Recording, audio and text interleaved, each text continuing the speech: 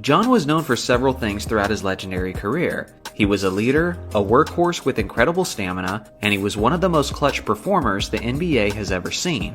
Whenever the Celtics needed a big game or a big play, John was often the man who provided it for them. He was drafted out of Ohio State University in the 1962 NBA draft. When John was drafted by the Boston Celtics, he was known mainly as a defensive player from his college days. But now, he was playing with the very talented Boston Celtics. With Boston loaded with stars, very often the defense would sag off on John, daring him to shoot the ball.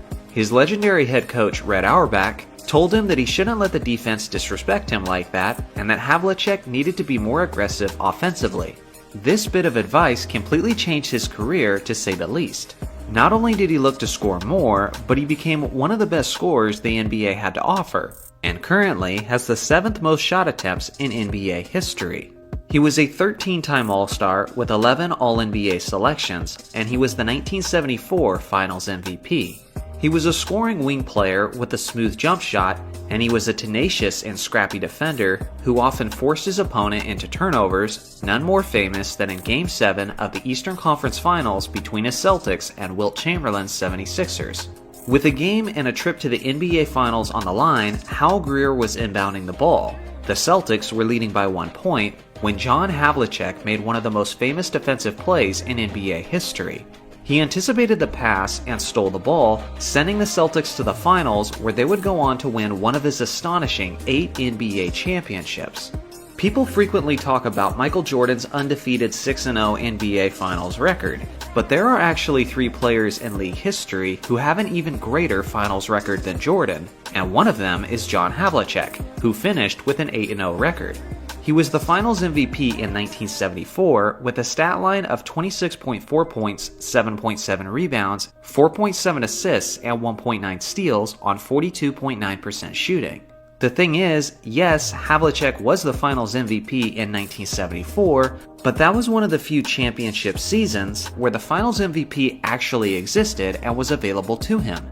If the award had always existed throughout his career, he would definitely have multiple Finals MVPs to his name, with the 1968 Finals and the 1969 Finals being 2 of his standout performances. Bill Russell is obviously remembered as the leader and the iconic cornerstone of the Celtics dynasty, as he should be, but it is worth acknowledging that Russell had the luxury of leading upon his teammates offensively, while he focused more on what he was best at, defense and rebounding. One of those players he leaned upon heavily was Havlicek, who at one point led his loaded Celtics in scoring for 6 consecutive seasons. On top of all of this, he was also one of the elite wing defenders of league history with his 8 all-defense teams. But that stat only tells one portion of the story. In his first 11 seasons in the NBA, the league wasn't tracking any blocks or steals, which kept him from ranking high on the all-time lists. The Defensive Player of the Year award also didn't exist until years after he retired. So as impressive as his career resume is, in reality, it should be recognized as significantly better.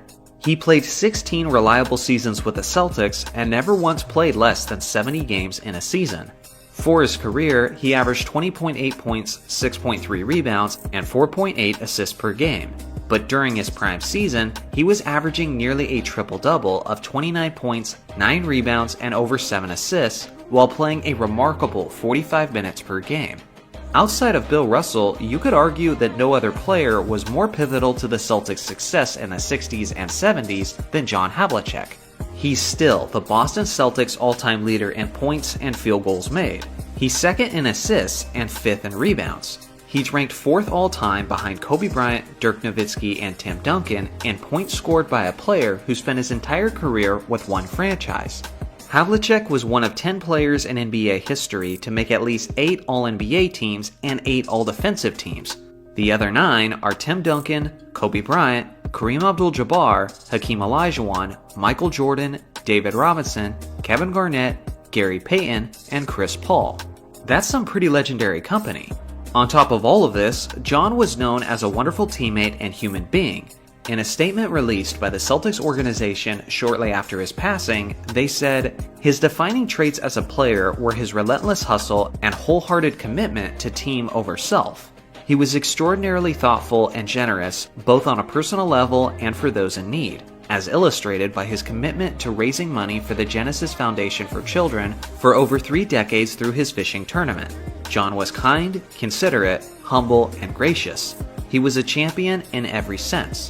John Hondo Havlicek will be remembered in NBA history as a terrific ambassador of the game and as the quintessential Boston Celtic.